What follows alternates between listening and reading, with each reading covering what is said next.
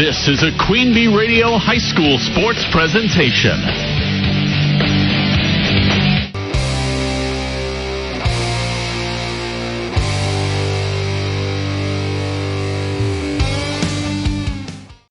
Welcome to the Queen Bee Radio High School Sports Roundup. We got a great show coming up for you. I'm joined by Wally Trout and Steve Prestigard and Brad Richardson to help us recap the Week 4 action and preview the Week 5 action coming up across the area and our Queen Bee Radio family of stations. But let's jump right in to our Week 4 recap, where we had a few awesome games and one in particular that really stood out that we had on Extreme 107.1 last week. And Steve Prestigard, the curse of the number 2 ranking in Division 5 seems to be a theme over the last couple weeks. You and Wally have been Platteville truthers since the beginning of the football season. Platteville coming away with a 14-6 win over Brodhead Judah last week. And Steve, seemed like a very exciting game, at least on the scoreboard. Seems like a very defensive battle, kind of looking at the stats. How did things look from your vantage point in the broadcast booth? Well, what was interesting is that, among other things, Platteville had fewer plays on offense and gave up more yards on defense. But I believe my count was that they had 5 fourth down stops in the game, and they also had 2 interceptions. There's a defensive cliche about bend but don't break, and that's absolutely what this was. That when Brodhead Judah got within sight of the goal line, or the green zone at least, all of a sudden Platteville made plays. And to be honest about it, candid about it, Brodhead Judah kind of did some things to hurt their own cause. They had an offensive pass interference call that wiped out a touchdown, and they didn't score anything after that. They had a horribly timed fumble that turned what would have been otherwise, if they don't get any yards at all, it's a 4th and 6. So it was a 4th and 16. And then right after that, Platteville scored its second touchdown of the game. I think I've used that Bud Grant phrase, defense wins games, offense sells tickets.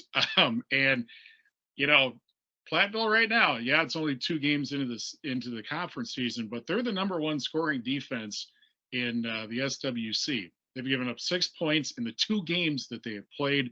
I think Platteville probably thought they shouldn't have given up the 6 points that they did, but I think that defense could end up taking them quite a distance if they keep playing like that. Yep, and this is the first of, I believe, 3 games in a row that Platteville has. It's kind of a gauntlet in the SWC as far as playing the top team. So they've got the first leg of that completed. And Wally, I was saying earlier, you've been on the Platteville bandwagon since the beginning of the season. Is this a bit of a surprise to you as far as them beating Brodhead Judah? A minor surprise.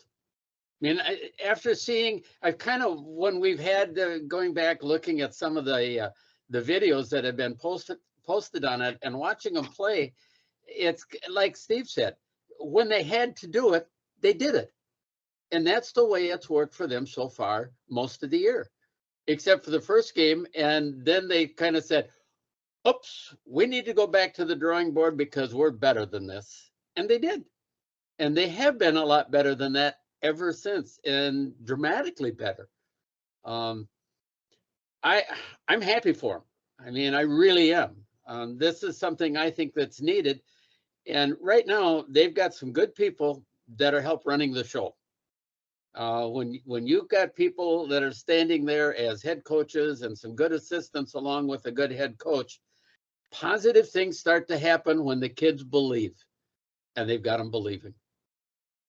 I think one of the things that's really important also is the fact that they are considerably deeper than they were a year ago. They've got 6 guys that they rotated 3 receiver positions, which means that their best defensive players are not playing all the time. Yes. They have 3 running backs that they're rotating. It's the same sort of thing.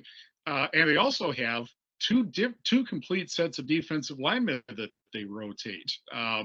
And so I think they are fresher later. I think that probably had a lot to do with the finish in Friday's game, that they were able, 4th and goal from the 4, and the quarterback for Broadhead Judy, he never had a prayer of getting a pass off because the entire defensive line met him right at the ball, and that took care of that basically.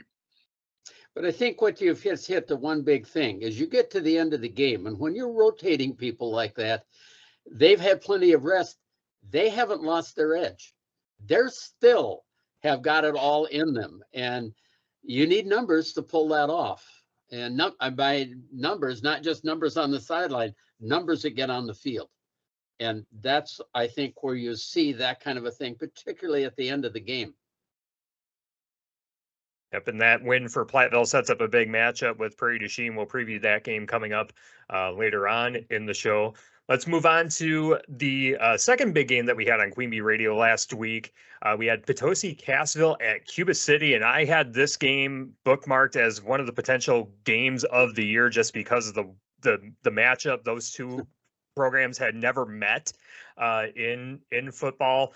And boy, did Cuba City pick a bad week to play Potosi Cassville. Wally, it looks like 3 100-yard rushers for Potosi Cassville last week. They defeat the Cubans 50-21.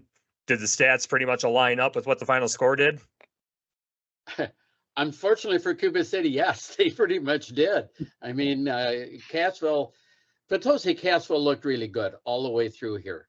And this is, part of it is the fact that I know in talking with Mark Seegert, the coach beforehand, he was very concerned about their fullback, Roman Frederick. Will he be able to play? Oh, he played, and oh, did he. He set the tone. He wasn't the leading rusher, but he set the tone. They end up, and we commented during the game, they ended up having Mr. Inside and Mr. Outside. You couldn't give up the inside because Frederick was going to punish you if you did, but you couldn't let go of the outside because Eli Adams has good speed, and Cuba City had to take care of him on the outside. So what happened is Eli Adams got away from him, and he looked good. I mean, 15 attempts, 152 yards. I would say that's looking real good from the running back position. Looking at the other side of the ball, well, while there were injury questions for Potosi Cassville, there also were for Cuba City. And the biggest thing that was missing was there was no Cale Donar. Without Donar, their game, rushing game, isn't quite as good. That he is a very good young man running the football. And without him, they were looking for people to do it. And Potosi Cassville was just big enough up front, just physical enough up front to be able to shut down wherever Cuba City wanted to run in the inside. And even if there was a seam, they didn't have anyone that could pop through it real well. The best part of the game for Cuba City was when Richard would throw the ball to Vossen. And what is it? He had 4 receptions for 152 yards. Granted, there was a lot of incompletes thrown to him, but the fact is that when he was able to get his hands on the ball, he did something with it.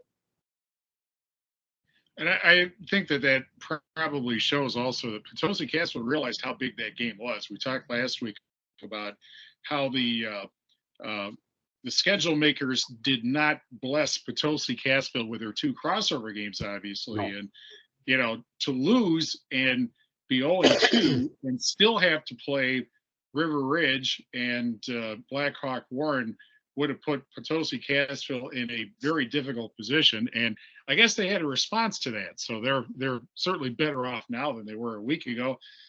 And now maybe Cuba City's kind of in the similar position where now they've kind of got some issues heading into the non-crossover part of their schedule. Well, see, and they're going to be without Cale Donar for a while. He had a broken bone in his ankle, and I know I talked to him, and all he did is he said, "As bad as this is, I'm glad it's broke and not a high ankle sprain, because then I would be done for everything, because they take forever to heal. Where this is going to be healed in a matter of a couple of weeks, and I'll be able to do something again." But in the meantime, they're searching for the running game. If they find it, two will be all the better for it. And the good news for Cuba City is the fact they do have numbers. They do have people they can draw on, and they're going to be okay in the long run. It's just in the short run, they'll have the problem. And more of a philosophical question for you, Wally, and Brad, you can jump in on this too from a coaching perspective. So the week prior, Darlington came off a loss to Prairie du Chien. They come back the next week. They dominate Potosi-Cassville. Last week, Potosi-Cassville coming off a huge loss.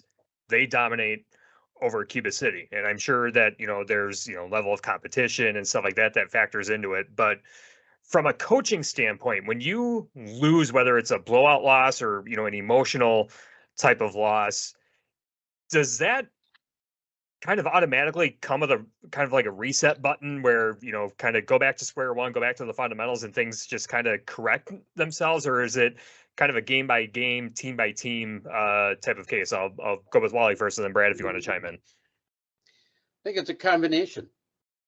I think that is kind of a game by game and whoever it is you're playing and so on. But at the same token, it also depends on the resiliency of the players that you have. What kind of kids do you have? Potosi-Cassville has the kind of kids that we're not going to let that happen to us again. That's their attitude. And that's been drilled into them. I hate to say drilled into them, but face it, it's what they've operated with for a long time now. And so I do see that there. I think I could see that coming from Cuba City as well, because they do have that kind of a background with their kids and with their coach. I mean, their coaching staff is the kind that says, we're not going to let that happen again, guys. We're going to be prepared. And so I think it's a combination of a lot of different things as to how they respond that next week. It takes a coaching staff, it takes the players, and it takes the schedule. It all is intertwined, I believe. Yeah, I agree. I think culture is such a big piece of this. And you talk about Potosi-Cassville, probably the model for consistency in our area of the states. Obviously, Mark has just done a phenomenal job, and I really appreciated your interview last week, Tyler, with Mark Siegerts, and talking about the co-op with Cassville and all that it took to get that in place, and he has support from administration. And so, funny story, I was talking with Will Tobin, who is a current sophomore on the Potosi-Cassville team a couple of weeks ago, and he was excited for this opportunity to play Darlington and Cuba City. So I think going into it, they really, I think, were using this as a measuring stick for themselves. Win or lose, I think the Darlington draw, that's a tough one for really any school, but particularly a smaller school, really, really tough matchup, and even equal size schools, I think, is challenging this year with the way Darlington is playing. But yeah, Wally says it. I think it is. I think it's team dependent. I do think it's a matchup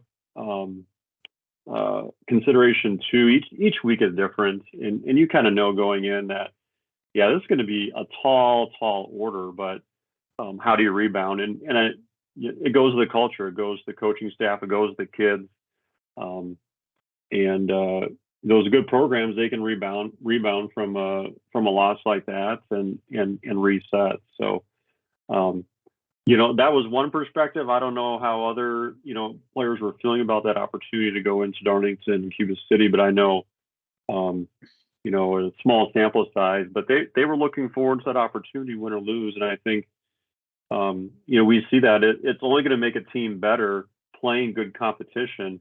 And we see it every year, right? From the teams we cover in the playoffs, they have some challenging regular season games. You may not win them all, but you're in really good shape come playoff time. And I think, like every year with Potosi-Cassville, they're going to be right there at the top of the Six Rivers, and they're going to be a tough out come playoff time.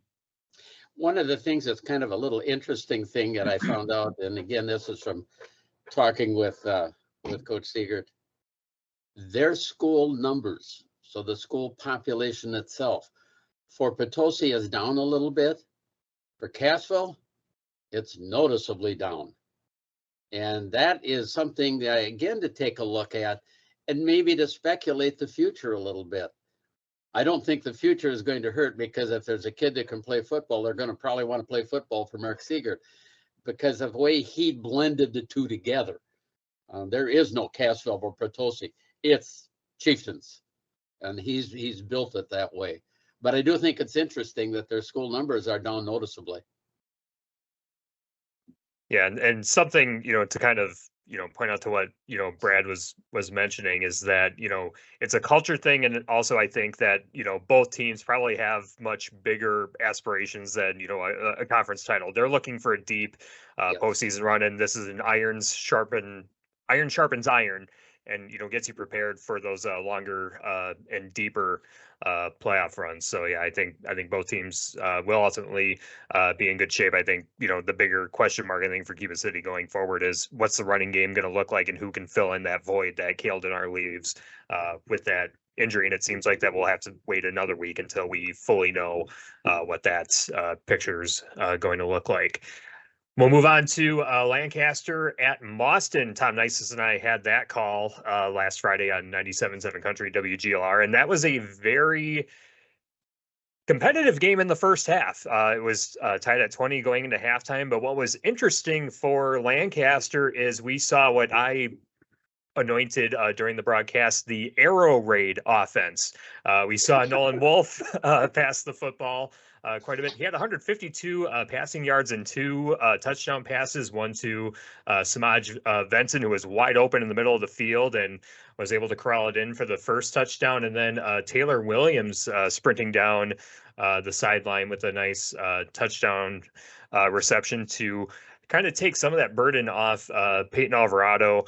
Alvarado did finish with 31 carries, 181 yards, and 3 touchdowns. So he certainly, was fed.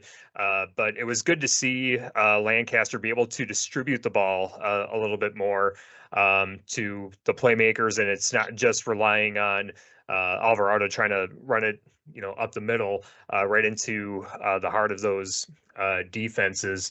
But I think now, what's kind of interesting at this point in the season, I know it's, kind of halfway, almost we'll be over the halfway point through this week. But I think now, maybe, I don't know how it feels for you guys, but now it kind of seems like the playbooks are starting to open a little bit more. We're starting to see a few more wrinkles, a few more looks that maybe some of the teams haven't seen, even though, they're probably facing, conference foes and teams that they're very familiar with.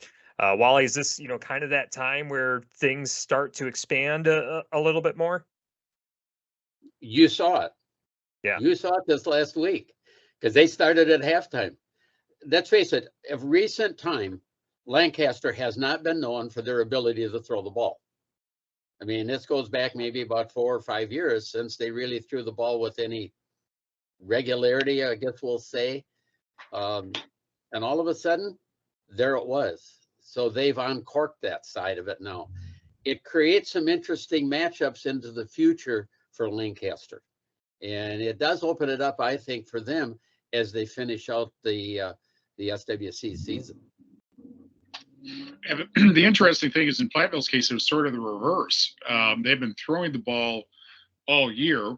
But against Broadhead Judah on Friday, they actually brought the run game out. And I think a lot of that had to do with the fact that they were ahead. They got the touchdown before the half, and they got the touchdown on their first series of the third quarter. And I think it kind of feels like Platteville sort of plays like the Dallas Cowboy teams of the early 90s when they had Troy Aikman as quarterback and Emmett Smith as running back and Michael Irvin and those guys, where they would throw the ball a fair amount in the first half to get the lead, and then they would just grind it out in the second half. And that sort of was what they did.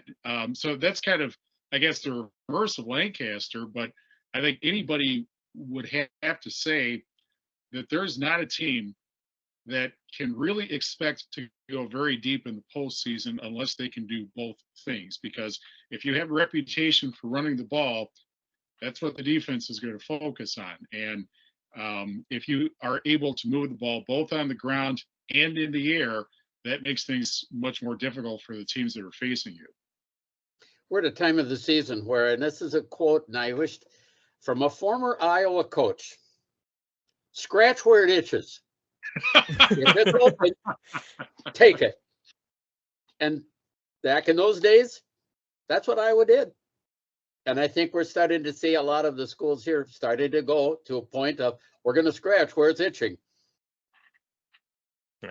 Absolutely. And the final game that we'll talk a little bit more in depth, Mineral Point against River Ridge. I was very curious how this game was going to turn out. And Brad, you were there to watch that game in person. I think the biggest question mark that I had going in was, River Ridge had 2 shutout wins the last 2 weeks, but it was kind of curious as to what was that level of competition that they had. And I think this is probably more of a measuring stick to kind of see where both teams kind of see themselves going forward. Seems like it was a very fun back and forth matchup. Take us through it. What'd you see in Mineral Point the other night? Yeah, you get things started with the right verbiage of a back and forth, evenly matched. 5 lead changes in this game. I didn't actually know what to expect coming in. A fun game. It was really fun. Of course, if you've seen River Ridge play, they don't throw the ball a whole lot. Only 9 attempts last week, but the running game was dynamic. River Ridge was without one of their most important athletes, 6'6". Matthew Nice was on the sidelines and street clothes. So that's never good for a River Ridge team, having a nice kid on the sideline. His brother Andrew did a very nice job running the ball. So, a fun game, big plays, more big plays than I actually expected coming into this game. Knowing a little bit about both those teams, but Mineral Points got things going with a 70-yard punt return for a touchdown. Tremaine Kennecker got the pointers on the board. River Ridge responds with 14 points in the second quarter. They take a 14-7 lead to the half. Mineral Point ties things up in the third. And then the fourth quarter was a fun. I was texting you guys as you were on the air, and it was back and forth. 3 consecutive possessions in the fourth quarter with lead changes. Mineral Points at about the 10-minute mark, they take the lead. The next possession, River Ridge down the field, a 62-yard touchdown run for Andrew Nice. 2-point conversions, good. They go up a point. Mineral Point, their next drive, they score, they go up, and then they get a late field goal from Bryce Momstead and make it 31-22. But it was a fun game. It was back and forth. The second half was outstanding, but 17 fourth quarter points for Mineral Point, who are a little bit more balanced, but still focused on the run. I was very impressed with River Ridge's quarterback, Brandon Davis. He had 14 rushes for 103 yards. Andrew Nice, 17 rushes, 105 yards. So they were both dynamic, and Gibson Spurley did a nice job quarterbacking for Mineral Point. But it was a fun game. It could have went either way. I do think River Ridge missed the presence of Matthew Nice. There was a pass in the second half that I'm thinking he probably would have caught. He told me afterwards he would have caught it, type of thing. So, but I think both these teams kind of understood. This is one game, like we mentioned with Blackhawk or with Potosi Castle. I think River Ridge is understanding this is one game on their schedule. A lot of football left for them. They're going to be okay. They're going to be right there. They're tough team. We know that from watching River Ridge. Mineral Point's going to be right there. They're going to make a push to playoffs. So, fun, evenly matched game. It was a blast to be at, and kind of fun just being there, just rooting for both teams, and just enjoying good football. So, my first time taking in the new field at Mineral Point as well. So. Oh yeah, it's a very nice field they've got there, and I can tell you that the broadcast booth is but very, there's something very nice about not being at the Tri-Oval. Well, I do like the old Tri-Oval, but the new digs are pretty good. Yeah, you missed because you guys never got the chance to see an extra point kicked into a pigsty. Yeah, we've been there, Wally. We've been there. So, yeah, fun. Both teams, I think, are really looking to make a push to the playoffs, and it'll be fun to see how they wrap things up. Yeah, and I think going into that game, I think this is one that Mineral Point had to have. I think they was started important. off the season 0-2, and then you know they did get a nice win last week against Southwestern East Dubuque, and I think that you know this kind of gets momentum going in their favor heading into this coming week, where the Pointers will take on their first SWAL opponent against Fennimore, which I think is going to be a very intriguing matchup in that middle tier of teams in the SWAL. Let's head back into some of the other scores in the SWC. Prairie du Chien defeated Richland Center 43-7, and River Valley defeated Dodgeville 33-7. Steve, I don't think any real surprises there. Pretty much status quo as far as what we thought the SWC would look like this week. True, except it is a little bit interesting that it has taken River Valley until week 4 to win a game. But you know, they have a team that has a lot of players they had to replace. And Prairie du Chien, I guess, got their tune up for the big game that they have against Platteville Friday afternoon. The thing that's interesting about the Prairie win over Richland Center, that is the first win, or first game, I should say, that Prairie du Chien has had, dating back to their level 3 playoff game last year, where the margin was more than a touchdown. This is a team that, against everybody else, seems to live life kind of on the edge, to quote Aerosmith. And you know, yes, it's been, you know, big competition, obviously, to beat Lacrosse Aquinas by 4 points and beat Darlington by 2 points, lose to Lancaster by 1 point. But they were able to have a game that didn't have a whole lot of stress on it this week, I suppose you could say. And I would think that's probably not going to be the case. It'll be more like what they've been experiencing this coming week. But for 1 week anyway, they were able to just kind of let things go. Mm-hmm. Yep. The other Six Rivers SWAL crossover games. We'll talk about Blackhawk Warren defeating Fennimore 30-0, Darlington 40, Southwestern East Dubuque 0, and Peck Argyle 46, Parkview Albany 0. We had 3 shutouts in those matchups, and then Belleville 59, Benton Scales Mount Shullsburg 14. And Wally, I'm looking at Belleville because they've been a very interesting case. They've had, you know, I believe they scored 28 against Waiawega Fremont, and then they were shut out the previous 2 games, and then all of a sudden 59 against a pretty solid Benton Scales Mount Shullsburg team that had just beaten Fennimore the previous week. And I kind of went a little bit deeper, and it seems like that there's a change at quarterback for the Wildcats. And, you know, it seems like coming off a big win, they get Cuba City coming up on Friday. Maybe that sets things up for an intriguing matchup between those 2 teams. I still look at Belleville as being the team there that Cuba City has to do something against. And I don't know if they can when they're short a good quality running back. But at the quarterback position, the change, you know, you see that sometimes this time of year where, you know, the guy that's been at quarterback is doing okay, but you don't want just okay anymore. You need to come up to that next level. And apparently the Keys player is somebody they believe that is going to take them up to that next level.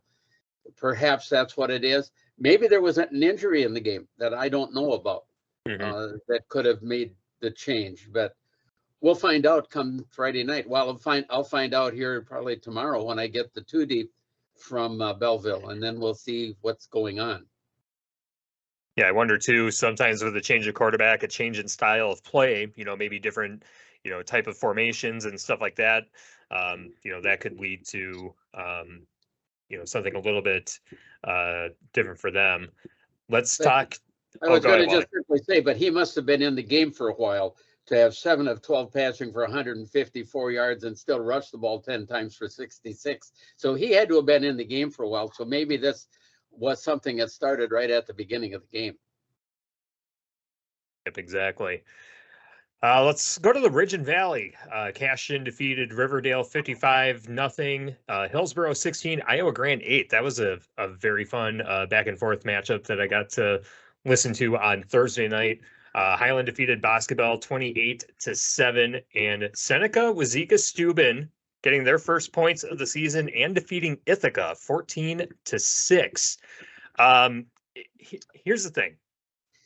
I don't know what to make of this conference, and we just learned a couple hours before we started this that Ithaca's head coach Steve Olson no longer with the program. We'll probably talk a little bit more about that during the preview portion, but I think by default it's Highland, just by reputation and just by them, winning the last couple games. Granted, Iowa Grande lost 16-8 to Hillsborough. Hillsborough, at the top of that Ridge and Valley Conference picture as well. Any of you guys want to take a stab at this? Does anything make sense about this conference at all to you? Nothing. Trying to figure out the Ridge and Valley is like trying to figure out perpetual motion. I'm not sure you should even bother to try to figure out. It's, there was nothing that made you think that Ithaca was not going to beat a team that hadn't won yet and had been shut out a couple of times. But there it is, and I have to say that just, personally, I'm pretty happy about the fact that I'm doing the homecoming game for Highland against Hillsborough in a few weeks, because that could be an extremely big game, obviously. And, I think we said it's a pretty even conference, and kind of the very, the very model of that old cliche, any given night sort of thing. Probably, Ithaca was a favorite, and now, at this point, I think people thought Highland was probably going to be a favorite. I'm not sure about Hillsborough. So it's just one weird thing after another with this conference, obviously. Well, I get my scouting report every Saturday from one of the assistant coaches from Boscobel. So I keep finding out about all of these different things that are going on in that conference. And in all honesty, the only one that I see where there's really been truly improvement in all the way through, believe it or not, is Boscobel, because they're getting more kids out. They're scoring points, which is a big deal for Boscobel because they never used to score points. I don't know. To me, I think that's a crazy conference. Yeah, that, granted, I saw Boscobel against Iowa Grande, and I thought both quarterbacks played extremely well. It was, a very momentum swinging type of game. Iowa Grande started off hot, then Boscobel came back and nearly, tied it, and would have tied it had it not been for a penalty before Iowa Grande was able to pull it away. And Brad, Kyle Steffel pretty well. You coach him in basketball, and I think especially for him, and granted each team is going to be a little bit different, but all these programs have really good athletes, and a lot of them that play multiple sports. And Kyle Steffel is one of those where I think anyone whose basketball game translates to the football field, I think his, at least from what I've seen, has been the most beneficial. The poise, the pocket presence, and defenders running at him and being able to juke and get out of the way of defenders and be able to make plays. Him quite well. What do you make of his game that translates from basketball to football? Yeah, great question. In thinking about this conference, and I don't get to see them play a lot. Tyler, you and I have their game at Ithaca here coming up in a couple of weeks, so I'm excited for that. I think what it is, and Wally, maybe you are hearing this from Boscobel too, is you probably got one or two, three, four really good skill players, maybe some really good athletes, but you don't have a lot of them. And I think that's maybe the case with a lot of these teams is they likely have one or two guys that are really athletic, game changers, but what's around them. And I think too, for a team like Iowa Grant, I'm not sure what their offensive defensive lines look like. And when we're talking about some of these other teams, we're talking about Potosi, Cassville, we're talking about Darlington, teams, River Ridge, a nice offensive line. It does start up front, and I think that's probably the case with these teams. You're not seeing that consistency because they can't control the line of scrimmage on either side of the ball. So yeah, I think there is probably some translatable experiences from the basketball court to the football field, but I think it's very, very different. You're 11 on 11. It's a different environment. You can only do so much as an individual on the football field, whereas in basketball, you can be more of an impact player. If you've got 2 guys out of 5 that can really, play well, it gives yourself a chance. Well, if you have 2 within 11, I think it's easier to overlook and harder to overcome maybe some of those deficiencies. So, yeah, known Kyle for a number of years.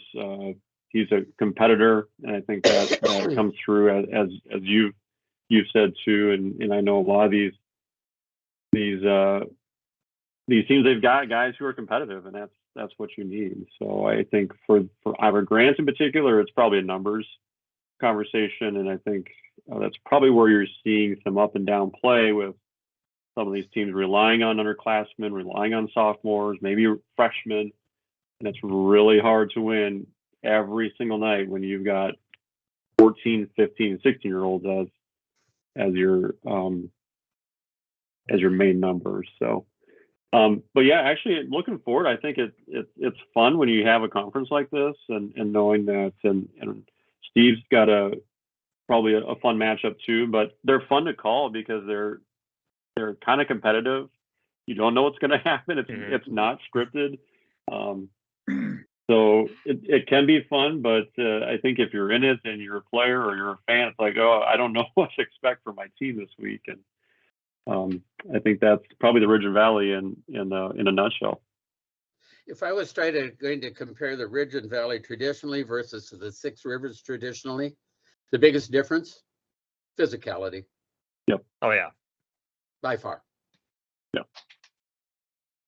Yep, definitely. And like Brad was alluding to, whenever we have those Ridge and Valley Conference games, stock up on the tees and all the things that you need to keep your vocal cords in good shape, because it's going to be a thrilling game no matter which game you guys are going to have. So yeah, looking forward to seeing some more of those Ridge and Valley Conference games. We do have a couple Saturday games on our slate in the next couple weeks. We'll have those on Queen Bee Radio coming up.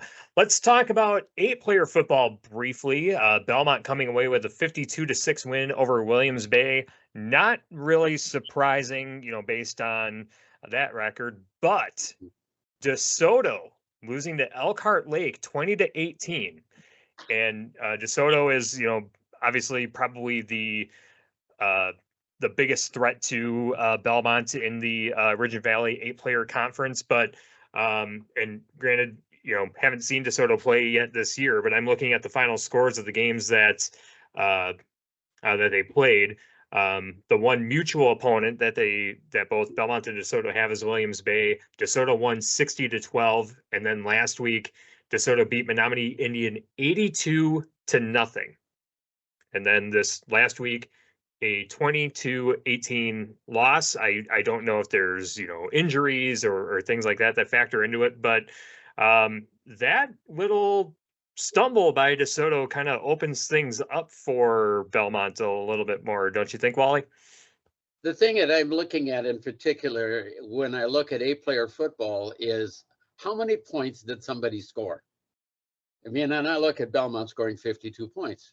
Well, they're going to score 52 points because they have people that can get up and run. They have some speed. You only scored 20 points.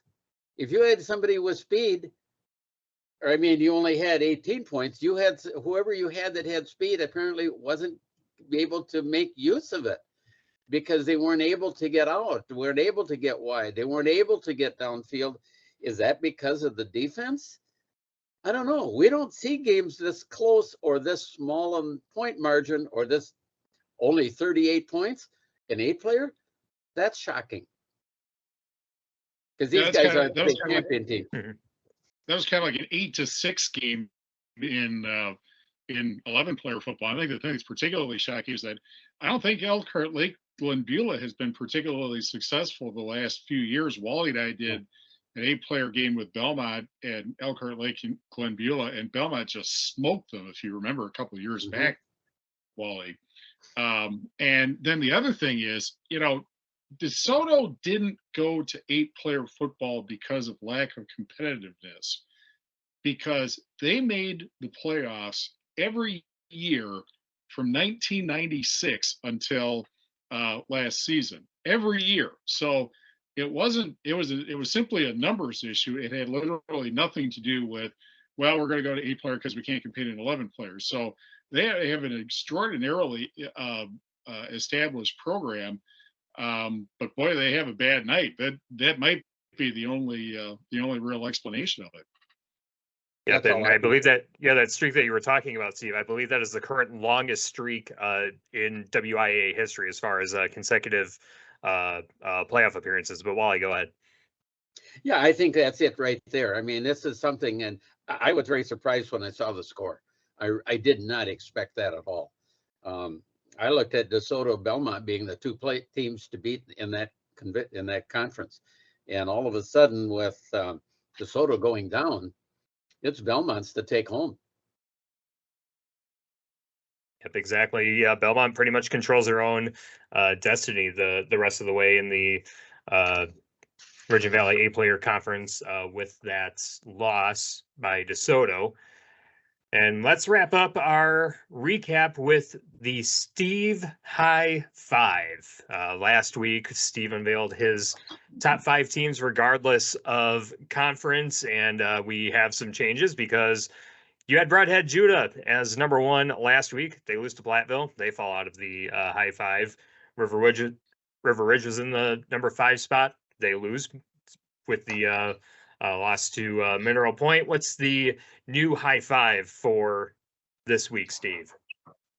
Well, first I have to get it up here, but because I created it Saturday and I may have forgotten it. But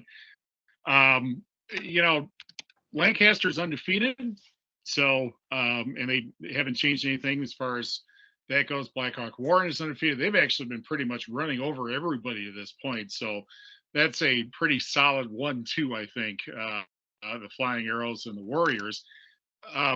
Certainly Darlington losing by 2 points in the one game they had is not a horrible thing. And I think they're just, they're still the best team in the SWAL.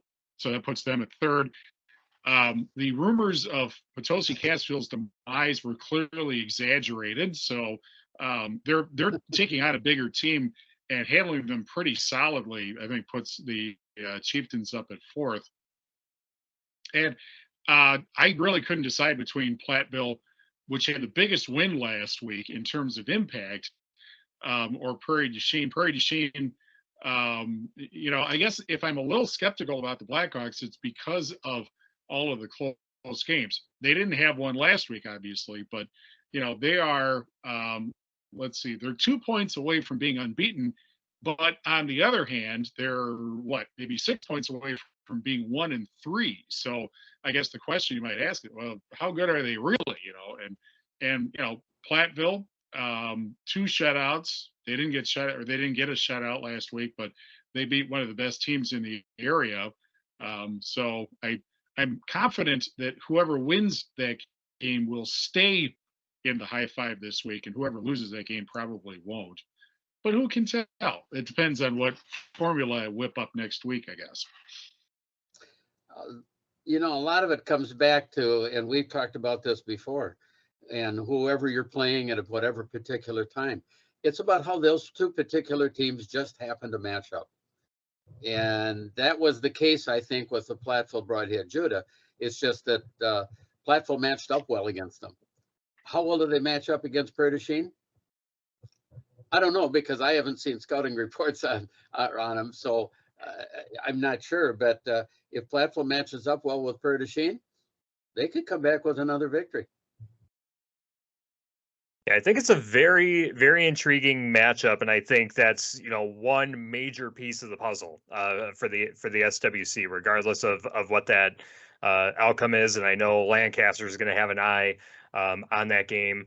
I don't know if they'll necessarily be watching it before the game that they play on Friday night, but definitely a score that they will have their eye on to see how things shake out in the SWC. So that is this week's High Five, presented by Steve Prestigard and his unscientific formula on how he decides to put those out. But that's our week 4 recap. Coming up on the High School Sports Roundup, we have our one-on-one with a great one interview with Ryanne Carl, the head coach of the Fennimore cross country team. A very fun interview. Had a fun chat with her. Hope you enjoyed that. We'll also have the highlight reel presented by Subs.com. We also have the Shoebox Scoreboard recapping all of the other high school sports in our area. And the guys will be back in a little bit for a preview of week 5. We've got 5 games on Queen Bee Radio coming up this weekend. We'll talk about those and the other matchups in high school football. The High School Sports Roundup continues after this on YouTube and SoundCloud. Grow your business by enhancing your digital marketing efforts with Queen Bee Radio and Phase 3 Digital. We provide customized solutions based on your business's unique needs, including targeted advertising, website development, and search engine optimization. Contact us at 608-349-2000 or visit p3da.com/Platteville to learn more. Let's check in on the Shoebox Scoreboard presented by the Shoebox in Black Earth, the largest independent shoe store in the Midwest. Coming into this week's volleyball action, there were no changes at the top of the SWAL and SWC conferences. Cuba City and Mineral Point remained undefeated in their matches against Southwest Wisconsin Activities League opponents, as are River Valley and Dodgeville in the SWC. In the Six Rivers West, Highland was the only remaining unbeaten team in the conference after beating conference foe River Ridge last Thursday 3-1. In the latest WVCA girls volleyball rankings, Cuba City is ranked number 7 in Division III, while Shalsburg, the second place team in the Six Rivers West, move into the top 10 in Division IV at the number 9 spot. In some of the key volleyball matchups over the last week, Mineral Point defeated both Darlington and Riverdale in straight sets, while Cuba City defeated Basketball 3-0 and Southwestern 3-1. Dodgeville maintained their undefeated record, knocking off Richland Center 3-0 and Prairie du Chien 3-1. River Valley got a pair of 3-1 victories over Prairie du Chien and Lancaster to keep pace at the top of the SWC. In addition to their key win over River Ridge, Highland knocked off Benton on Tuesday 3-1 to improve to 4-0 in the Six Rivers West, while Shalsburg defeated Cassville 3-0 and River Ridge 3-1 to take sole possession of second place in the conference. Key matchups in the next week include a battle between the first place teams in the SWC as River Valley takes on Dodgeville on September 19th. Platteville at Prairie du Chien will be our featured matchup that night on 97.7 Country WGLR at 7 o'clock. In cross country, North Crawford hosted the Goat Hill Classic on Tuesday, and in the boys' 5,000 meter run, Iowa Grant had the best team score with 35 points, thanks in part to Brett Connolly's first place finish with a time of 18:16, and Noah Lang's fourth place finish with a time of 19:11. Luke Patterson of River Ridge finished in second place with a time of 18:42. In the girls' race, Iowa Grant finished in second place with 50 team points, and River Ridge finished fourth with 73 team points. Leah Patterson of River Ridge won the race individually with a time of 22:16 and is the first ever Timberwolves girls cross-country runner to win a race. In girls golf, the Lancaster Flying Arrows won a pair of meets, the first on September 7th on their home course. The now number 7 ranked team in Division III won by 22 strokes over second place Darlington.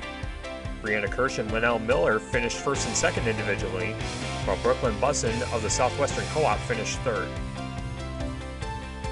In the Cuba City mini-meet on September 11th, Lancaster was once again victorious, holding off the Southwestern Co-op by 9 strokes.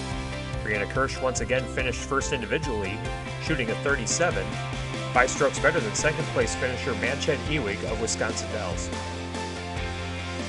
In boys soccer, Dodge Point came away with a pair of victories, including a 7-1 win over Richland Center and 8-4 over the Triumph of Prairie du Chien, River Ridge, and Seneca. Dodge Point's John McGraw was absolutely dominant in both matches, scoring a hat trick in the match against Richland Center and a double hat trick against Prairie du Chien. Those are the scores on the Shoebox Scoreboard, presented by the Shoebox in Black Earth, the largest independent shoe store in the Midwest. This one-on-one with the Great One interview is presented by People's State Bank. Looking for a checking account with no monthly requirements or service charge? People's State Bank's People's Checking Account is just what you're looking for. This account includes free debit card, online and mobile banking, bill pay, and much more at no cost to you. You heard that right. No cost to you. We're your local community bank ready to serve you. People's State Bank. Member FDIC. Welcome back to the Queen Bee Radio High School Sports Roundup. It's now time for us to go one-on-one with the Great One, presented by People's State Bank. And our guest this week is the head coach of the Fennimore boys and girls cross country teams, Ryanne Carl. Coach, thank you for joining us. How are you?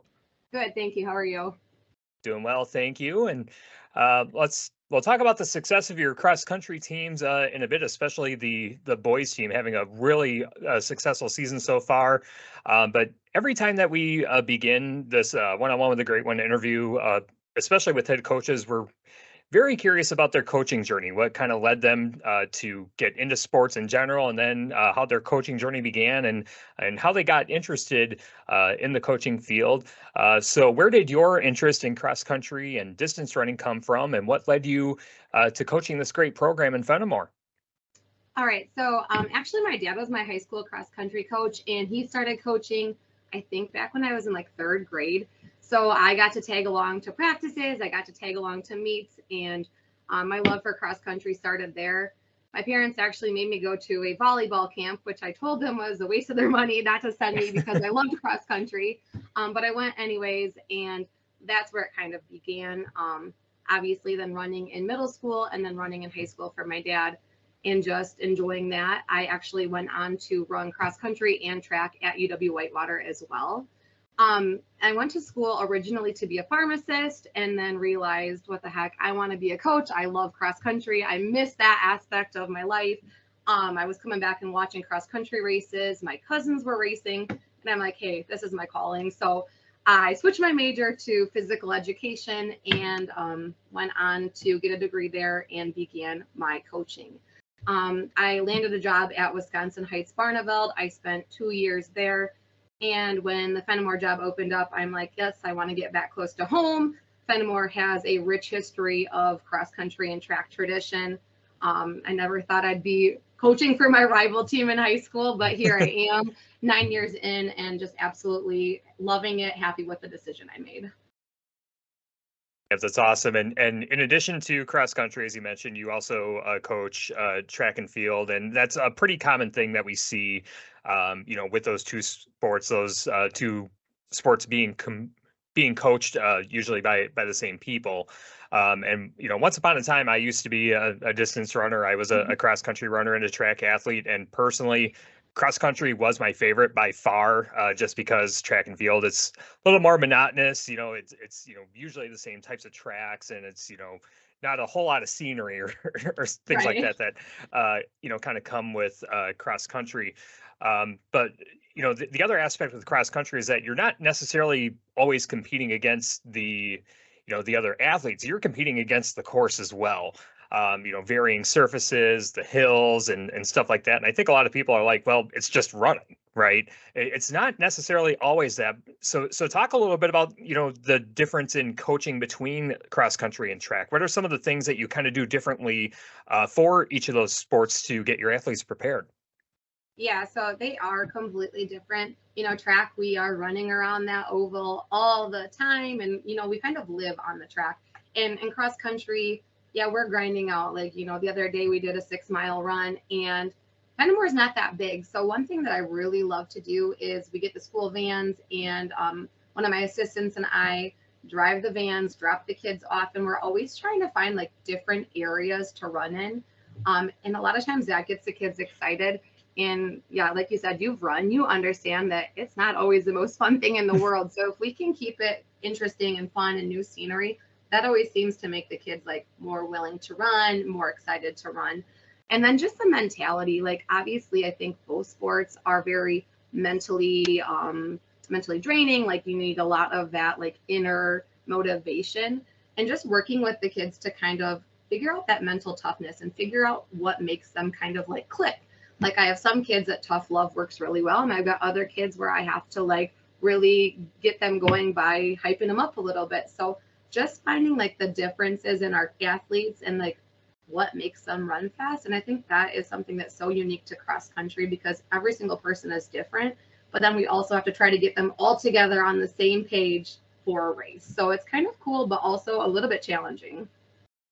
Yeah, and with, varying courses too, there's, probably different types of practices that you have too. I remember that we did specific hill workouts, back in high school where, there were particular courses that you had to run up, hills a couple different times, to get through those. Are there particular, workouts or, trainings that you do with your athletes that, they tend to look forward to, and some that you kind of get some groans, right before it begins? Yeah, it's always funny when they're like, what are we doing today? I'm like, you'll see. And they always say, that's my famous quote is, you'll see, because I don't want to explain it 100 times. But you're definitely right. There are specific workouts that we try to do at certain points of the season, because our race schedule is usually pretty similar from year to year. The bread and butter of Fennimore cross country, when I got here, they said the bread and butter is 1,200 meter repeats. And that kind of lives true today. That's one where I get a lot of groans, because it's this loop. It's not a very fun loop. And they know they're going to be there for a while and working hard. Luckily in Fennimore, there's lots of hills. So we are constantly running up and down hills. So we will do hill workouts from time to time, but a lot of times the hills are right within what we're already doing on our runs. Is there a particular course that your athletes look forward to competing on the most? Is there kind of a fan favorite with that? They're all over the place. Some people love basketball, and basketball is, I think some people would say it's really hard. I think it just depends on how you look at it. The first mile to me is flat and all downhill, but then it does get challenging. We go to the night meet this Thursday, actually, so tonight, and that one's fun because it's in the dark. So the boys, I think, run at 9 o'clock at night. So some kids love that. There are other kids that love Albany, and I think that's one of the harder ones as well. So it all depends on the personal preference, but our goal is to make sure every kid thinks that every course is their favorite course when we go to run it, because that just helps with that like mental toughness. Your favorite course is the next one, right? Yes. Today you will love this course. Tomorrow you can hate it. That's totally fine. Yep, exactly. And one of the other things that's really interesting about most cross-country programs is that you coach both the boys and girls teams simultaneously. And, that makes a lot of sense, because a lot of the meets are boys and girls meets, the same, schedule and things like that. But are there any real differences that you have in coaching boys versus girls, or does it really kind of just come down to the individual runners that you have on the team? I think it's a mix of both. When I first started coaching, girls were still running 4K, so 2.5 miles. And then I think like in year 3, we switched over to 5K. So back then I did a little bit different training just because of the training or the racing differences. But now everything pretty much runs the same. I will say this year, I have a really old group of boys and a very young group of girls. So sometimes, we're cutting out a repeat here or there for the girls just because we are so young. And still trying to make sure that their bodies can handle what we're putting at them and trying to keep them healthy.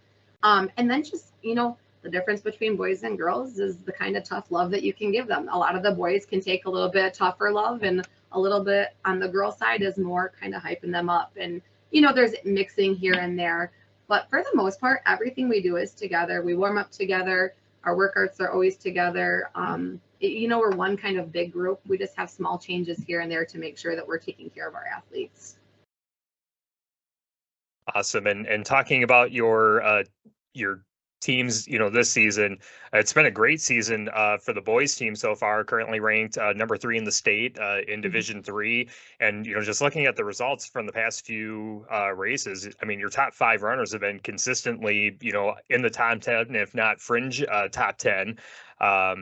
And they're coming off an appearance at the state cross country meet last year. Let's brag about this boys team a little bit because when I see these results, it's kind of mind blowing that you have 5 runners, finishing in the top 10 consistently in each race.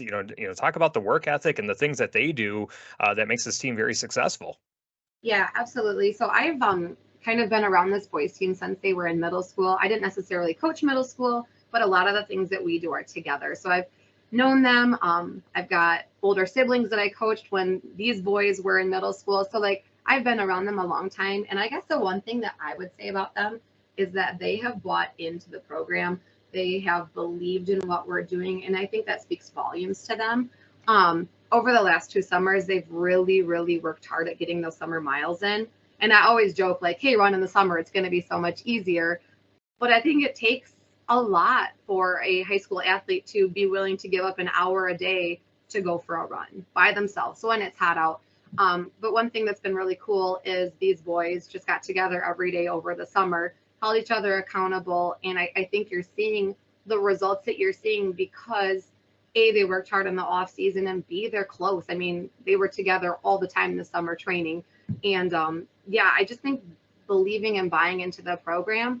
Plus, last season in track, the top 5 boys plus our 6th runner made up our 4x8 team, and they won the state title in the 4x8. And at any day I could have switched any of those boys out, and they would have run on that relay. So I think the confidence from the track season, coupled with good out of season miles, some confidence, it's just really come together, and you're seeing those results in races, and it's really fun to watch them. Yeah, but while the boys are getting a lot of the attention, and deservedly so, it does sound like you've got some young girls on the girls' side that you're very excited about. Talk about what you've seen from them so far this season. Yeah, absolutely. So the first couple of meets, we didn't have a full team. We had some girls out and injured and things like that. So we really didn't see the entire girls' team until this past weekend at River Valley. And we were super excited to see how that went. Kylie Mumm coming off of last year's season, missing out on state by a place. That was hard, so I know she's motivated. And then we added a bunch of freshman girls, plus we have Mallory Oyen, she's a sophomore returning. And it's just been really fun. It's a good dynamic. Sometimes I hate to say it, but girls teams can be kind of catty. And we don't have that. Like they get along well. They thrive off of each other. Kylie, as a sophomore, has done a great job being a leader for us. And just kind of taking the underclassmen, even though she is one, under her reins and just working hard with those girls. And then, so this past weekend, they ended up 5th at River Valley and only 25 points behind Boscobel, and they were a state qualifier last year. So just cool to see, like from the first meet where their eyes were really big in their head and they're breathing and looking at me like, are you sure I can run this 5K, to now like, hey, wow, look what we're doing. Like, how much better can we get over the course of the season? So yeah, like the teams are completely opposite, but I really think that the girls will hopefully kind of trend the same way the boys have. They've seen what the boys have done. They've seen how that process works. We're young and we're experiencing a little success, and they're having fun. So, who knows what's going to happen over the next couple of years. Yeah, it's always really cool to see, especially during the year, how the times improve, during the year, because they're in the program and, they're getting those workouts in and, shaving, sometimes even minutes, from race to race. That's a huge win and a really cool thing to see with those young student athletes. And with that in mind, hard to believe it's about a month away from now from the conference meets, and then the postseason coming shortly after that.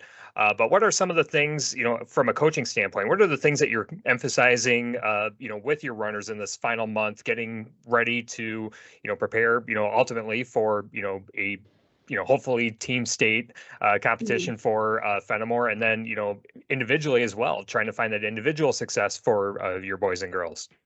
Yeah, absolutely. I think the biggest thing right now that we're focusing on is just staying healthy. I've seen it so many times where things are going great and then kids aren't taking care of their bodies, or something happens and an entire season is derailed. So, doing all the small things, making sure we're stretching, making sure we're ice bathing, our nutrition's on point, we're getting the hydration that we need. And we know that if we stay true to those things and we show up to practice and we put forth our best effort, that hopefully good results will come. But I think the biggest thing is stay healthy, continue to grind, and then see where we end up at the end of the season and see if we're in the mix or if we're not. All right, excellent. Well, thank you so much for joining us, Coach. It was a fun chat, getting able to get to know you and learn a little bit more about this really awesome Fennimore cross-country program that you have. Thanks again for joining us, and good luck the rest of the season. Thank you. All right, that's head coach Ryanne Carl of the Fennimore Golden Eagles cross-country team. We'll have more on the High School Sports Roundup after this on YouTube and SoundCloud. Check out Supps.com. Supps is Southwest Wisconsin's go-to supplement store. Find all your favorite supplement brands at the best prices from local people. Fuel your fitness journey. Supps.com, your go-to supplement store with locations in Fennimore and Dubuque.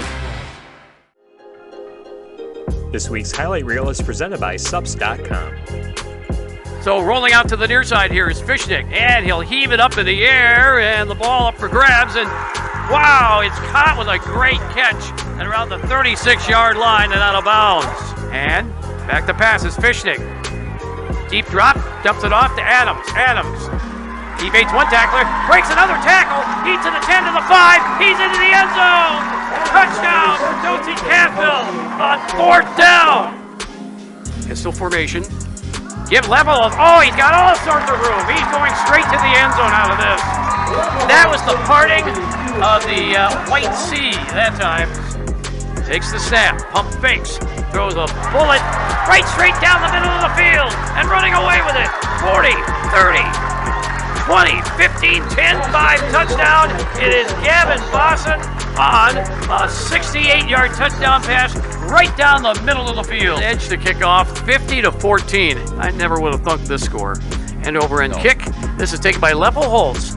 30-yard line, 35 up the middle. Shucks off a defender. He's to the 50-yard line. Shucks off another defender. Down the far sideline. 25, 20, 15, 10, 5. Touchdown! Touchdown, Cuba City Cubans!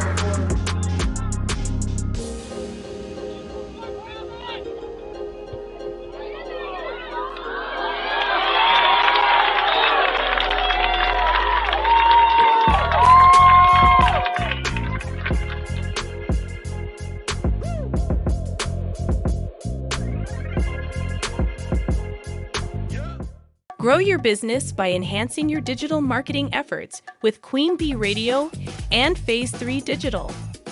We provide customized solutions based on your business's unique needs, including targeted advertising, website development, and search engine optimization. Contact us at 608-349-2000 or visit p3da.com/Platteville to learn more. Back on the Queen Bee Radio High School Sports Roundup, Steve Prestigard, Brad Richardson, and Wally Troughton join me again for a preview of Week 5. We've got 5 games on Queen Bee Radio coming up on Friday night. We have a doubleheader on Extreme 107.1, the Platteville at Prairie du Chien matchup kicking off at 4:45 due to a shortage of officials. We kind of had this thing last year too, where officials from our first game ended up being the officials at a second game. But Steve, you'll have the call with Tom Nisus on Friday. We'll call it afternoon. It's early evening, but again, a big matchup in the SWC. Platteville taking on Prairie du Chien. Initial output, having seen Prairie du Chien against Lancaster, I expect it to be a pretty physical matchup. It's going to probably be trench warfare between those two. But how do you see the Hillman coming out in this matchup? Well, I think one thing that is to the Hillman's advantage in this game, and we alluded to this in the first segment, is their depth, which may underline that, or it may be better than Prairie du Chien's, because again, as far as the defense goes, they rotate 6 defensive linemen. As far as the offense goes, they rotate 6 receivers and 3 running backs. And that means, of course, that you have more fresh guys out there on defense. And I think that's going to be a real key in this game, is how Platteville's defense plays, because Prairie du Chien's offense, although they are able to move the ball on the ground and in the air, as they did actually against Richland Center, but I have to think that part of Prairie du Chien's strategy is going to be to run the ball to keep it away from Platteville because of the ability of Platteville to score and score relatively fast, particularly when Platteville goes to the no huddle. I think you will also probably see that, you know, you're probably going to see that as well, that Platteville's offense worked the best against Broadhead Judah when it was up tempo, when they were not huddling, but when they were, you know, going right up to the line of scrimmage and making the call up there. And I have to think that Prairie du Chien watched the tapes of the Broadhead Judah Platteville game, has to think they're going to do that again, and therefore they're going to be looking at this as, you know, let's take the air out of the ball, let's run the ball, and, you know, let's keep it away basically from Platteville. So can Platteville stop that strategy or make it not work? Basically, I think that's the big question probably coming into this game. It comes back a little bit to the Platteville's philosophy on defense, to bend not break. And it's the idea is they're going to have to get a stop out in the middle of the field somewhere. You can't wait until they get back down into your area inside your own 40-yard line, for example. You need to make that stop somewhere else to be able to get the ball to give you the opportunity to put points on the board. So that's one of the things that Platteville has to look forward to, is getting the stop at the right time. Not just getting the stop, but at the right time. The other thing, too, I think that Broadhead Judah demonstrated is that Platteville has a strong tendency on defense to make you pay for your mistakes. You know, Broadhead Judah had 2 interceptions, threw 2 interceptions. Week before, of course, Platteville had the pick 6 against Dodgeville. But the other thing was that, as we mentioned before, Broadhead Judah had a touchdown taken away because of an offensive pass interference penalty. They had what would have been a 4th and manageable become a 4th and very long because of a fumble in the green zone. And they had some other instances where, you know, they were moving the ball and then all of a sudden Platteville got a quarterback sack, got an interception in one case. There were 2 cases actually that were deep in Platteville's end. So Prairie du Chien, I think, has to be cognizant of not making mistakes, because the mistakes, thanks to how Platteville defense is played, tend to really boomerang on you. Yep, in our second game on Queen Bee Radio on Friday night, Belleville at Cuba City. That'll be on Super Hits 106 and the Queen Bee Radio Sports YouTube channel. Wally, we touched on this briefly in the recap, but Belleville coming off a blowout win against Benton Scales Mount Shelburne 59-14. Cuba City a blowout loss to Potosi Cassville. Seems like it could be evenly matched, but the question mark is going to be the Cuba City running game. That's it. Again, that's where the biggest question is going to be, the Cuba City running game, and how do they handle everything up front. I know coming into the season, Coach Kopp was a little nervous, particularly about some of his people up front. He said, I think we're going to be okay, but. And there's been a lot of the buts that have been flying around, and it did in that last game. But I never count a Guy Kopp team out. I really don't. The kids just seem to respond to him so well. You know, we've talked about that with Mark Siegert with Potosi. Well, it's the same thing with Cuba City. And the fact that he does have numbers out there, he is starting to get more numbers in the game as well. And again, that's a matter of seeing how that works out. The question might be, who does Belleville actually have a quarterback? You know, you hate to take what most teams say is your best athlete, because that's usually your quarterback. And all of a sudden you're taking him out and you're putting another good athlete there. Where are you putting this other athlete? And is he going to benefit your team somewhere else? Because you don't want to waste an athlete. You just don't. So we'll see what Belleville has planned in that regard. Yeah, I think that the other question is too, is which Belleville team shows up. Again, they were shut out in their previous 2 games, but then, you know, score 59 against Benton Scales Mount Shelburne. We'll see how that matches up again. Belleville, Cuba City on Super Hits 106 and the Queen Bee Radio Sports YouTube channel. Also on the Queen Bee Radio Sports YouTube channel on Friday nights, Richland Center at Lancaster. It'll be on 97.7 Country WGLR. I think the big thing for Lancaster, I don't necessarily think that this game is going to be all that competitive, but I think the big thing for Lancaster is, can they get off to a hot start? They've been in some very competitive games, especially in the first half, and Coach Ryanne and his staff have been able to get things right and have, some very big second halves, and especially in the fourth quarter, being able to pull away from teams. I'm curious if they can get off to a hot start in this matchup, and some might call this a tune-up game, some might call it a trap game, depending on your perspective. But I do think the thing that I look for in this matchup is, can Lancaster get off to a hot start in the first half and set themselves apart from the get-go. That'll be on 97.7 a game like this, and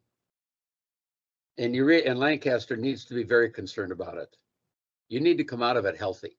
Mm-hmm. These are the games where all of a sudden something dumb, something stupid happens, and you get some owies that cause a player to sit out for maybe a week or two.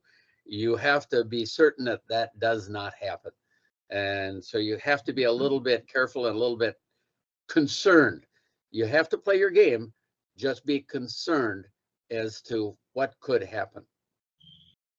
Yeah, the thing in Lancaster's case is they don't want to play poorly and still win the game going into their game against Platteville, because sometimes you can, play poorly and that carries over to next week. And, if things work right, Lancaster will be in first place going into next week. They'll either be tied for first or in first place going into their next game. But you don't want to do something that, like put the ball on the ground a lot, for instance, or as Wally said, have somebody that gets hurt and then they can't play in what might end up next week being the game of the year for them. So it's not that you want to look ahead, but there is a rest of the season, and it's not just in Lancaster's case, Platteville, but they get Broadhead Judah at the end of the season, if I'm not mistaken about that. So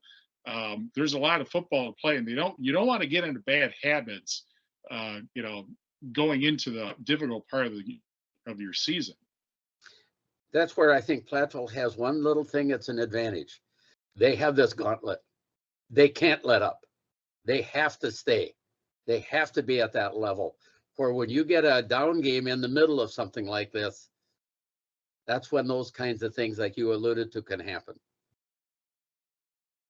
Yep, exactly. Again, Richland Center at Lancaster, 97.7 Country WGLR, and the Queen Bee Radio Sports YouTube channel on Friday night. The second half of the doubleheader on Extreme 107.1 will have Mineral Point at Fennimore. I'll have the call of that one with Mike Hoosier and Brad. You saw Mineral Point last week against River Ridge, and talked about this briefly as well in the recap portion. This is, a piece of the puzzle in the swell as far as who is that second tier, with, Cuba City being in the mix, but these two going head to head, the first time that SWAL teams are playing each other, first non-crossover games for these two. And, the Pointers have some momentum, riding a 2-game winning streak. They've been in 2 very competitive games and looking to keep that momentum as they head into the Rock on Friday night. Yeah, I think a great matchup, and one that many of us would like to be at to just watch and take in. These two teams don't like each other very much either. There's a lot of history here. There's lots of other things. So it'll be a fun one. I know Coach Tyrell Rosemeyer a little bit.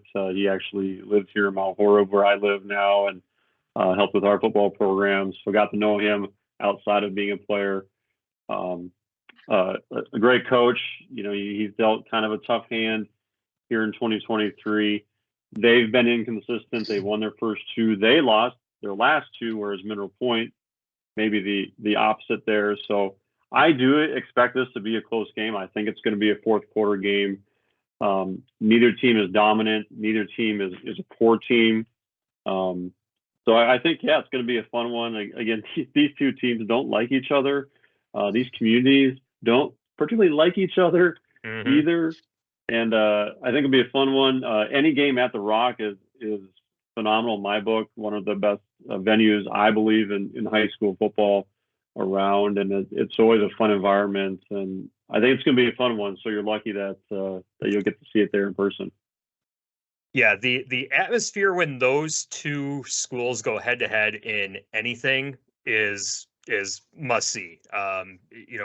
Just in the last couple of years, I saw Dominic McVeigh hit a buzzer beater in the playoffs for basketball. This past spring in baseball, Fennimore had a really good baseball program, and Mineral Point comes in the bottom of the sixth inning to tie things up, goes into extras, and of course, these two programs, they know each other, and I'm sure that, they play, travel ball and other sports, either as teammates or against each other. They know each other really well. Should be a very fun game on Friday night on Extreme 107.1.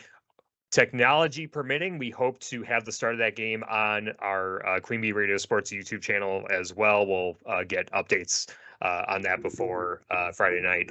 Stay tuned to our social media accounts for that. And then a Saturday game, we have River Ridge at Peck Argyle on 97.7 Country WGLR.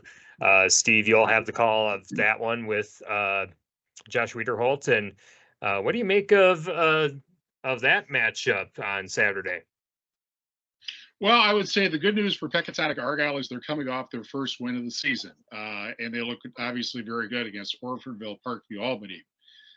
The bad news for Pecatonic Argyle is River Ridge is coming off a loss, and I bet they're not very happy about that loss.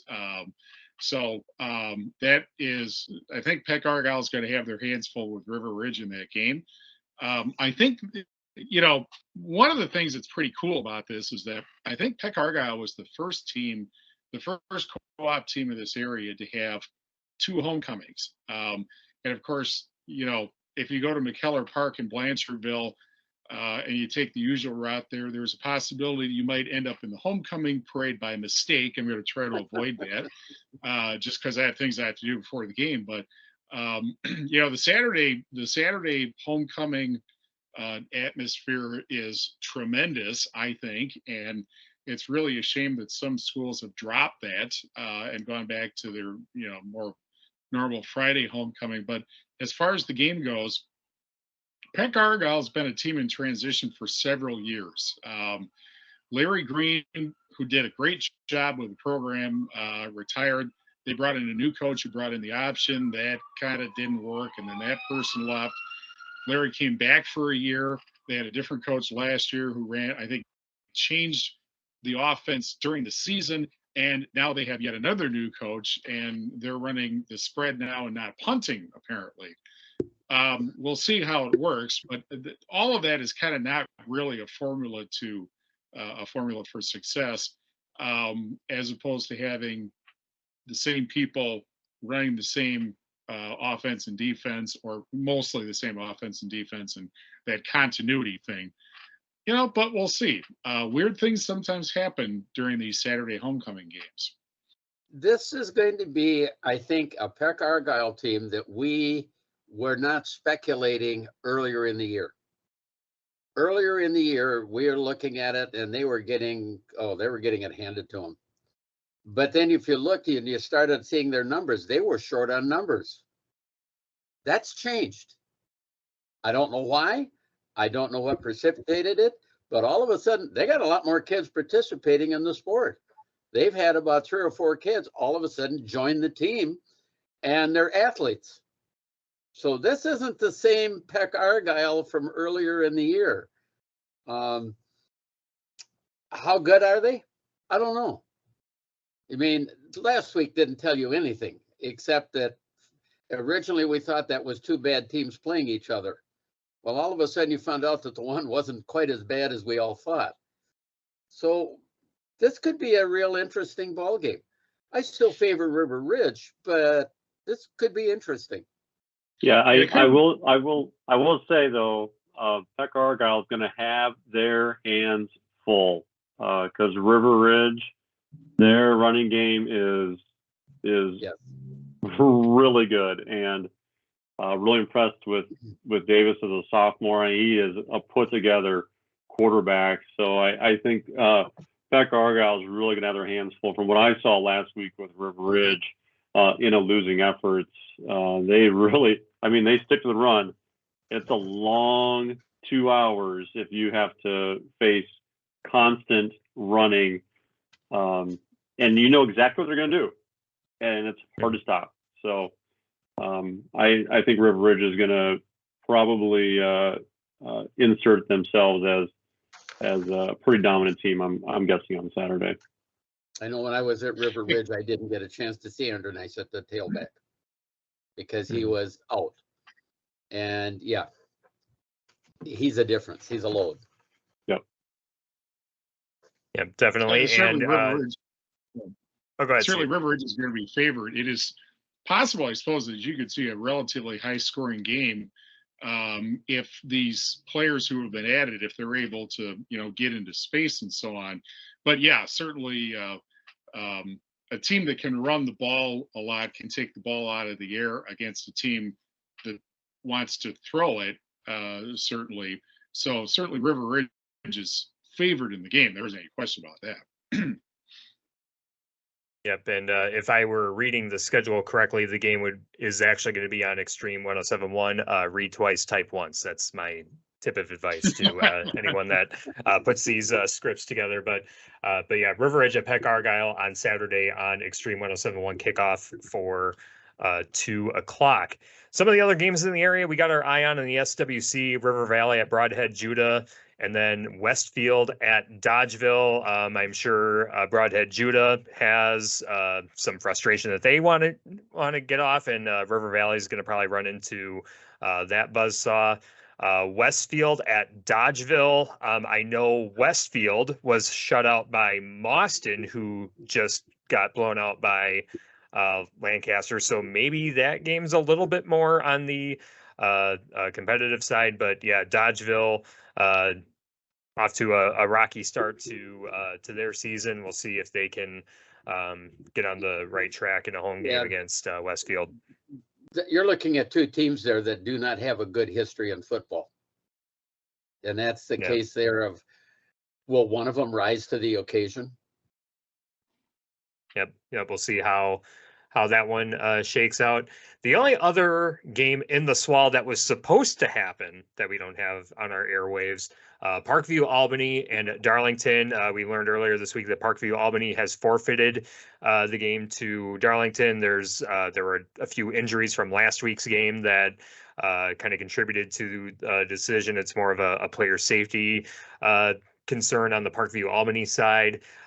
From what I had seen, there was a potential that Necedah was going to forfeit their game to Cashion, which could have potentially set up a matchup between Cashion and Darlington, which would have been an outstanding football game to watch. But as things stand right now, Darlington does not have a game scheduled for Friday night. There's nothing confirmed from what I've seen, but from what I've gathered, I talked with Josh Wiederholt about this the other day when I heard about it. Definitely the right call for Parkview Albany to sit this one out, get their players healthy. There's no need to put their small team up against a team the strength of Darlington. Agreed. All right, the other matchups in the Six Rivers, Benton Scales Mount Shullsburg at Potosi Cassville, and then Blackhawk Warren at Southwestern East Dubuque. I think in those games, it's Potosi Cassville and Blackhawk Warren. They'll be favored, although I think the matchups stylistically are going to be a little bit interesting. They might be a little bit more competitive than they normally seem on the surface. Any thoughts on those two games, gentlemen? I think it's a chance for Potosi Cassville to be able to make certain that they're healthy and ready to go a little bit more.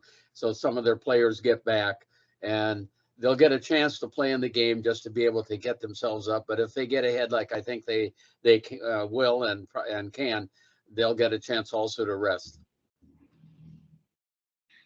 I'll say the same thing that I said about one of the games last week, that as far as Blackhawk Warren, their style of play, and as far as Southwestern East Dubuque, their style of play, if they're still playing football at 8:45, it'll be a shock, because I think you're not going to see the ball up in the air very often at all with either of these teams. Right. And there could be a running clock even if Blackhawk Warren is as good as I think they are. Exactly. In the Ridge and Valley, basketball at Hillsboro, and then Seneca Wazeeka Steuben coming off their first win of the season. Their reward is they get Onalaska Luther at home. Ithaca's at Highland and Riverdale at Iowa Grant. And again, I don't know what to make of the conference, but all, three of those four matchups seem, pretty appetizing. Could be, a coin flip, could be a blowout. I don't know. What do you guys think? Basketball Hillsboro, that's where they got a win last year. That's where basketball all of a sudden showed up. I don't know this year because Hillsboro's already got a win, which they didn't have last year. So who knows about that game? Seneca Wazeeka Steuben might be in trouble with Onalaska Luther. While they're not world beaters, they're better. Highland, okay, enough said there. Iowa Grant, yeah, this is their game, I think. Yep, and something that we alluded to earlier that I don't think we talked about yet is Ithaca head coach Steve Olson no longer with the program. A mid-season coaching change. Again, we don't know a lot of details or any details really about what the reason or what the context is behind that. But I think the thing that I think all of us can agree on is that a coaching change mid-season, not really good all around, for the coach or for the kids or, for anything like that. And I think with Ithaca kind of being, expected to be kind of the consensus favorite to win the conference, a very abrupt change mid-season when they are coming off a loss, not a good or fun position for those kids to be in. I think it's a matter of how the assistant coaches handle it. How are they able to take it? And are they able to get that team put back together solid without their regular, head coach being part of the program anymore? That's really where it's going to be here, I think. And remember, we've seen this a couple of years ago. Merrill Point made a coaching change after the second game of the season.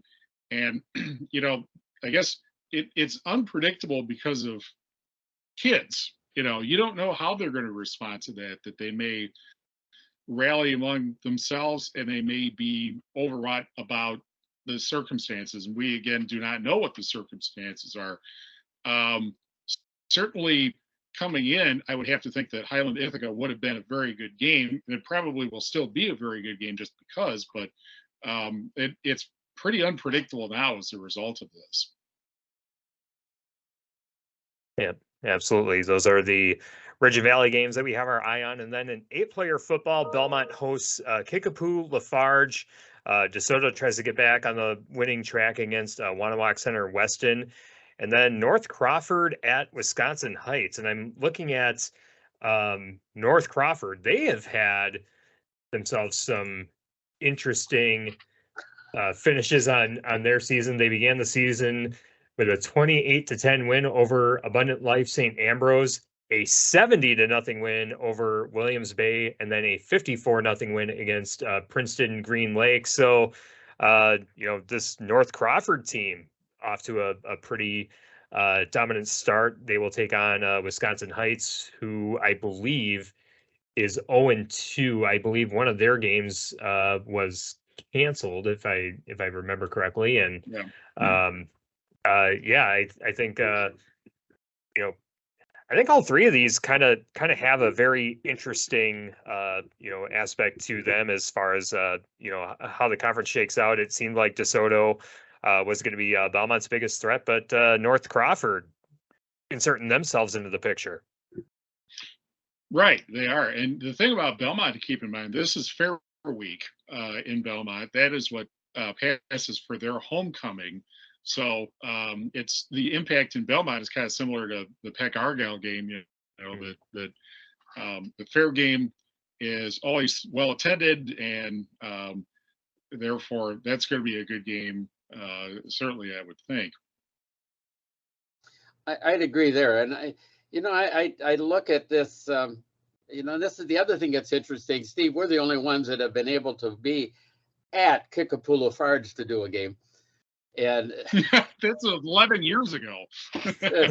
Well, it's something that had an impact on me, you can tell. But they weren't a great football team then, and haven't been since. So Belmont's kind of has got the nod here at this particular point, and DeSoto just has to come back. They have to, and I think that's going to happen against Winnebago Center West and North Crawford. Well, apparently this year North Crawford's North Crawford. Yeah, they've looked very good so far this season. Yeah, the scoreboard certainly indicates that, and yeah, I think whenever the paths cross between North Crawford and Belmont, that'll be a very intriguing matchup to say the least. And before we wrap up our high school sports roundup episode this week, I'll ask each of you, what's the one thing that you're looking for in week 5 in our high school football area? What are the things that kind of stand out to you storyline wise that you'll kind of have your eye on and wonder how things play out after week 5? Well, I certainly think it's. Go ahead, Steve. It's how Platteville responds not to adversity, which we've had with like DeSoto losing, for instance, but how they respond to success. Because the Hillmen are now ranked in Division 4, biggest win in I think a half dozen years on Friday. TV was there. And by the way, if you want to hear how things are different with Platteville, go on to our SoundCloud page, and you should listen to the whole game, but particularly listen to the post game, because Bryce Arneson got to talk a little bit about what's different about Platteville this season. And it's not, we talked about depth, but that's not just, this isn't just it. So I think this is going to be, this week and next week are huge, obviously, for Platteville. But in the case of this particular week, it's a question of how do you deal with being suddenly a winner again? Because it's been a while, and they've gone from the biggest win that they've had in 6 years or so to the next biggest game that they have, and after that, it's going to be the next biggest game that they have. This 3-game stretch right in the middle of the season. So seeing how Platteville responds to what was certainly one of their biggest wins in a long time, that's what I'm going to be looking at this week. And I was kind of looking at Platteville on this too, because right now I kind of pin them being the Cinderella team of the area, because they were nowhere, and all of a sudden they're somewhere. Is this going to continue? Can they make it continue? I give a big heads up to Bryce Arneson. I really do. Because one of the things over the years, I've seen how coaching changes have happened around our area and how it's changed things. John Hoke came to Lancaster and he got the heck whipped out of him right away. And all of a sudden he got not only the players, but he got the community to buy into what he was doing. I think in the case of Bryce Arneson, he's already got the players bought in. They bought in as this year has progressed. And now we're starting to see everyone else starting to buy in.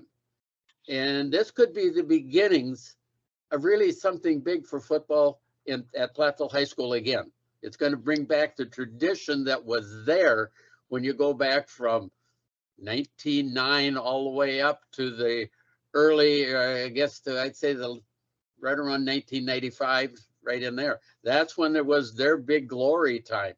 And I'll say it again because Plateau will like to hear me say this. That was when they could look at the record and say they had beaten Darlington more than Darlington had beaten them. So and they had a winning record over everyone, pretty much in the area. So now is that bringing it back again? We'll see. Yeah, I actually had a conversation with somebody yesterday who said he hadn't been to a Platteville game in a long time, but he decided to go to the game Friday, and that was a good choice for him, obviously. I think we could tell, and you could tell on the broadcast, that was one of the most enthusiastic crowds that Platteville has had in a long time. When the defense needed to make a big stop, the crowd was behind them, and that's kind of hard to do at Ralph E. Davis Pioneer Stadium just because it's so huge. But you do feel like the bandwagon is starting to get people on it in Platteville.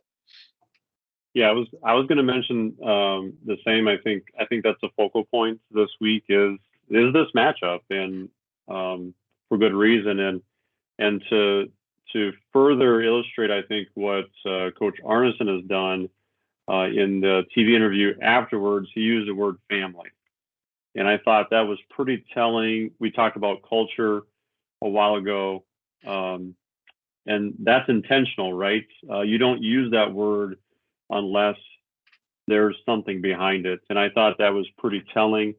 I have not seen them play yet this year. I am going to be hopefully watching the game, Platteville at Prairie du Chien this week too. But that was the word for me. Was he used the word family, and I think it's fun to see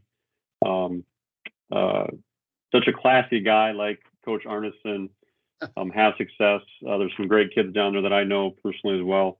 So hopefully Platteville can keep this rolling. It has been a time before, since they've really been this sort of team. So this week I think is going to tell us a lot about where their season is going to end up. Yep, agreed. I won't go 4 for 4 in saying that Platteville Prairie du Chien is going to be a big game. I think we've hammered that point. But I think the thing for me is what happens with the SWAL now that the SWAL teams are all playing each other. I think that it's this matchup that we have Friday night, Mineral Point at Fennimore, a rivalry game, a big game between these two. That's going to be a blockbuster game. And then, Belleville at Cuba City, again, which Belleville team shows up and can Cuba City get on the right track after the loss to Potosi Cassville. It's kind of been a mixed bag with Cuba City, albeit, there have been injuries and some, different things that that happen with the Cubans so far. But I'm very curious to see now that those teams are all starting to play each other, how does that shape the SWAL, and can any of them go on a run? I don't know if anyone's going to necessarily challenge Darlington, but can someone emerge as a contender for a potential deep playoff run? That's the thing I'll have my eye on in the SWAL, in addition to this little football game that we have in Prairie du Chien that may or may not have some conference implications. I still am not going to change what I had said before, but one of the things when you mentioned the SWAL for Belleville and Cuba City, this is a turning point for the season. Mm-hmm. It really is. It's really a pivotal, because which team is going to be going up, which team is not. And I'm a fan of Coach Kopp and Cuba City. I think that they're going to have the opportunity to turn it back around a little bit. They're missing their big running back, but they found some other things last week. Well, the question we kind of posed last week, who's the second best team in the SWAL? And truth be told, we still don't know the answer to that. No. And this, I think, will start by process of elimination to, say who that is. But I couldn't really give a very good answer if somebody forced me, like, who's the second best team in the SWAL? We don't know that yet. It was just a couple weeks ago. Fennimore was the only undefeated team in the SWAL, Yep. and Son of a hey, gun. how Mirror things Point was change. winless. Yeah. Yeah, and again, it's been a very unpredictable, wild, wacky, high school football season. And I said this last week and maybe even the week before. The more we learn, the less we know. That's kind of the way that high school football has gone. So that'll wrap things up for our Queen Bee Radio High School Sports Roundup. Thank you to Wally Troughton, Steve Prestegard, and Brad Richardson for joining us and previewing our Week 5 matchups again. The matchups that we have on Queen Bee Radio in Week 5. Doubleheader on Extreme 107.1 Platteville at Prairie du Chien. Raleigh Cheese pregame set for 4:25, and then it'll be followed by Mineral Point at Fennimore around 7 o'clock. Belleville at Cuba City on Super Hits 106 and the Queen Bee Radio Sports YouTube channel. Richland Center at Lancaster on 97.7 Country WGLR and the Queen Bee Radio Sports YouTube channel. Then on Saturday, River Ridge at Peck Argyle on Extreme 107.1 kickoff at 2 o'clock. For everyone at Queen Bee Radio, thank you for watching, and we'll see you next week for another edition of the Queen Bee Radio High School Sports Roundup.